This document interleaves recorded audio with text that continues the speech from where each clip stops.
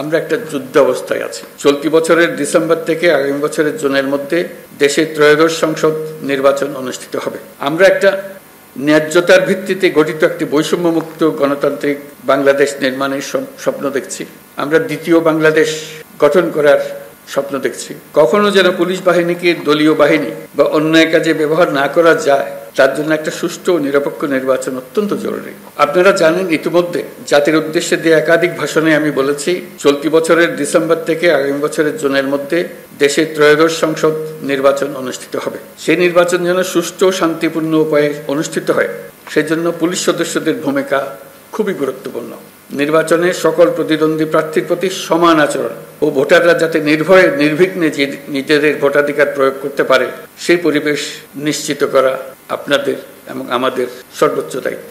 মনে রাখবেন, কোনো ব্যক্তি যদি অন্যায় বা অনিয়মের মাধ্যমে নির্বাচিত হয়, সে ব্যক্তির দ্বারা ন্যায় প্রতিষ্ঠা সম্ভব নয়। সুতরাং নিশ্চিত করুন যাতে কারো দ্বারা ব্যবহৃত না হন। সত্য ন্যায় প্রতিষ্ঠার ব্রত হিসেবে নির্বাচনে নিজেদেরকে নিয়োজিত করবেন। পুলিশ বাহিনীর সদস্য হিসেবে, তারও চাইতে বড় বিষয় এদেশের একজন নাগরিক হিসেবে।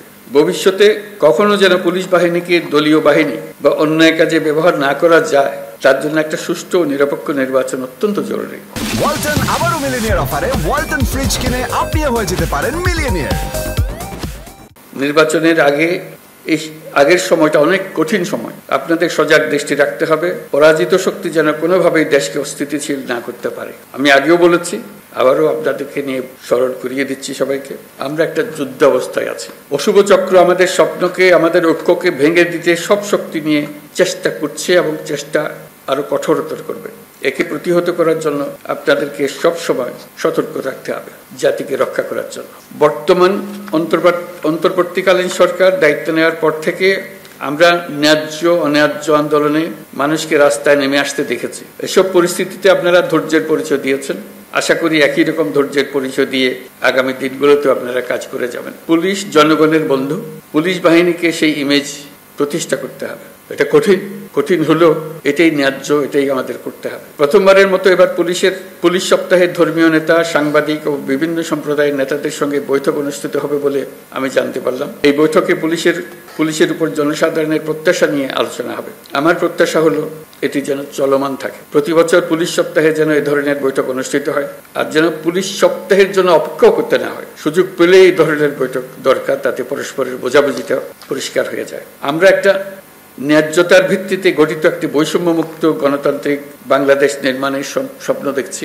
আমরা দ্বিতীয় বাংলাদেশ গঠন করার স্বপ্ন দেখছি। জুলাই গণ অভ্যুত্থান আমাদের সেই সুযোগ করে দিয়েছে। এই সুযোগ যেন আমরা না হারাই। এই সুযোগ হারালে আমরা পরবর্তী প্রজন্মের কাছে চিরজীবনের জন্য দায়ী থাকবো। বিশ্বের বুকে একটি শান্তিপূর্ণ সমৃদ্ধ দেশ হিসেবে বাংলাদেশ মাথা তুলে দাঁড়াচ্ছে এবং মাথা উঁচু করে রাখবে সবসময়। এই স্বপ্ন পূরণে আপনাদের ভূমিকা অনেক। আপনারাই এই স্বপ্ন বাস্তবায়নের মূল শক্তি। পুলিশের কাজকর্ম, পুলিশের সঙ্গে মানুষের সম্পর্ক, এটা দেখেই সারা দুনিয়া বিচার করে আমরা সভ্যতার কোন স্তরে আছি। আমরা সভ্যতার সর্বস্তরে যেতে চাই, এটাই আমাদের স্বপ্ন। এই স্বপ্ন বাস্তবায়নে আপনারা একটা অত্যন্ত গুরুত্বপূর্ণ শক্তি। বাংলাদেশ পুলিশ বাহিনী যেন গোটা বিশ্বে প্রশংসিত হয়, দেশের সকল মানুষের কাছে প্রশংসিত হয়, এই প্রত্যাশা নিয়ে আমার বক্তব্য শেষ করছি।